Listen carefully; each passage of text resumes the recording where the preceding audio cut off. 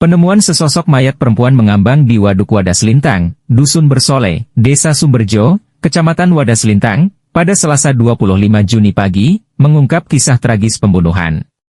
Menurut Kapolsek Wadas Lintang, Ibtu Andriastida, seorang pemilik karamba melihat benda yang diduga kayu mengapung dan tersangkut di karamba miliknya pada pukul 6.45 pagi. Setelah menyadari benda tersebut adalah mayat, saksi langsung melaporkannya ke Polsek Wadas Lintang. Setelah evakuasi, mayat diketahui berjenis kelamin perempuan, berusia sekitar 33 tahun, tinggi 155 cm, dengan rambut hitam lurus sebahu, mengenakan kaos hijau toska bertuliskan Calvin Klein jeans CK, celana jeans biru dongker, bra merah, dan giwang. Beberapa hari kemudian, korban teridentifikasi sebagai Aryati, umur 33 tahun, warga Desa Sumbersari, Kecamatan Wadas Lintang. Fakta mengejutkan terungkap bahwa Aryati dibunuh oleh suaminya sendiri, Mudiman. Berdasarkan pengakuan pelaku, insiden ini bermula dari cekcok pada Rabu, 19 Juni 2024, ketika Aryati yang pulang dari Jakarta meminta cerai. Diduga karena kecewa, Mudiman memukul dada dan membanting korban ke lantai hingga tak sadarkan diri. Sekitar pukul 11 malam, pelaku membawa korban ke Waduk Wadas Lintang menggunakan perahu dan menenggelamkannya. Polres Wonosobo telah menahan pelaku dan mengamankan barang bukti seperti anting, celana, kaos korban, dompet, dayung perahu, buku nikah, dan KTP.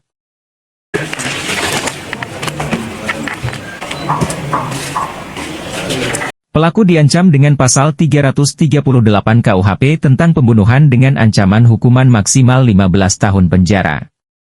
Dari Wonosobo, Suhirman melaporkan. Yang diharapkan terkait dengan kejadian ini bagi pelaku niku pripun, Pak? Pelaku belum boten lajeng nuntut lah. Nggih. Nuntutnya nggih pripun lah kula anak setunggal nggih nyuwun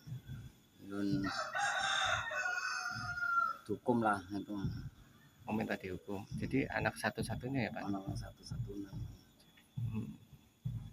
Jadi sudah punya anak juga Mbak Ari itu? Empon. Pinten, Pak? Setunggal. Oh.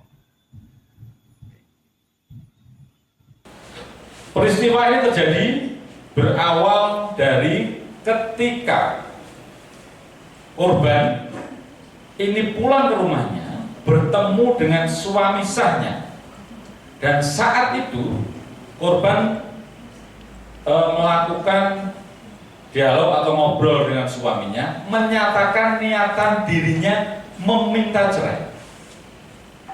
Dari hal itu maka si tersangka ini atau pelaku ini timbullah rasa kecewa dan rasa emosi karena lama tidak pulang, begitu pulang meminta cerai. Dan saat itu tersangka ini mengajak istrinya untuk berhubungan suami istri, tetapi korban menolak, yang akhirnya timbullah emosi saat itu terhadap tersangka, yang akhirnya tersangka melakukan perbuatan penganiayaan atau kekerasan rumah tangga atau pembunuhan tersebut dengan cara mencekik korban, kemudian membantingnya di lantai sehingga sampai tidak sadarkan diri. Mengetahui hal tersebut, pelaku panik, yang akhirnya pelaku mengambil keputusan untuk membawa atau mengamankan sang istri ini dalam keadaan dalam keadaan tidak sadarkan diri. Kemudian dibawa ke tengah telaga menggunakan perahu miliknya. Ulangi, di tengah waduk menggunakan perahu miliknya.